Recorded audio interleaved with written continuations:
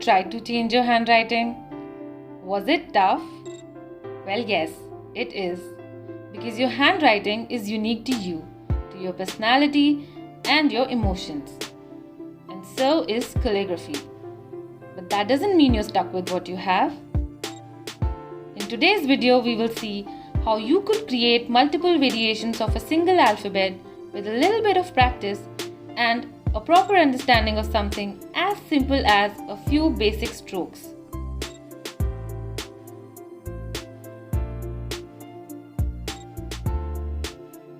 I am Neha from Artpreneur. I share tips and tricks about easy to create art. My current series focuses on modern calligraphy. Now, if you have been following me for a while, you know how much I stress upon the importance of strokes and practicing your drills when you're just starting out. So if you haven't already, I would urge you to check out the two videos I've linked here first. These videos outline do's and don'ts of calligraphy that I wish I knew as a beginner, and they also help steer you in the right direction in terms of technique as well as supplies. So here are a few strokes that you should practice regularly if you want to improve your alphabet formation. I have discussed these strokes extensively in my previous videos. Today, we will take each alphabet from A through E, break them down into strokes, and see how we can manipulate these strokes to create variations of each alphabet. In calligraphy, the two most basic strokes are a thin upstroke and a thick downstroke.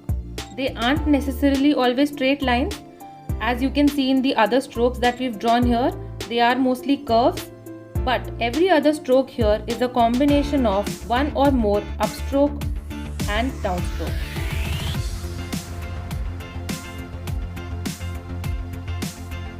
The first alphabet, which is the lowercase alphabet A, is a combination of an entry stroke, an oval, and a ligature stroke.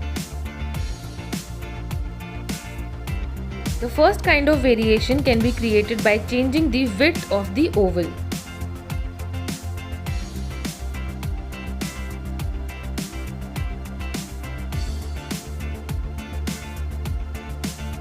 The next variation can be created by changing the distance between the oval and the ligature stroke, either at the top or the bottom.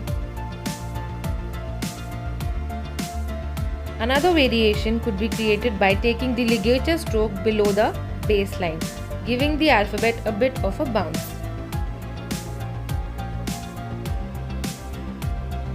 The next variation is created by changing the shape of your oval by pinching it at the top right corner.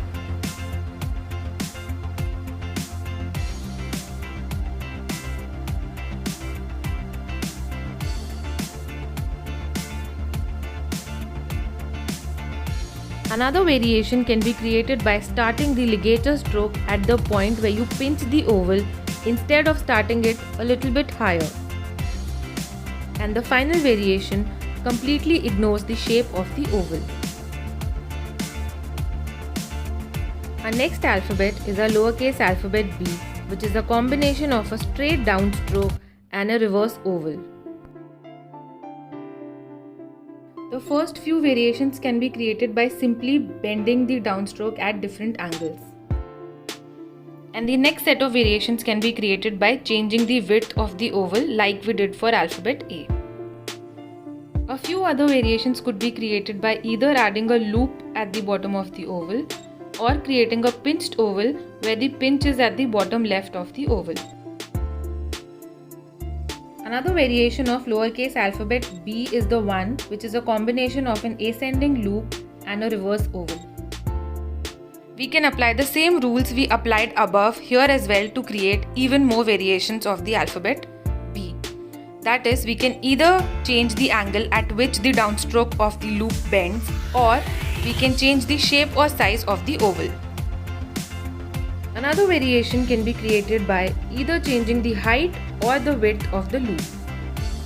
The final variation is a combination of a loop that bends like a ligature at the bottom and ends in a loop, or simply a ligature that ends in a loop. The next alphabet, which is the lowercase alphabet C, is a combination of an entry stroke and an oval that we do not completely close. There aren't many variations of this alphabet that you can create, but let us look at a few.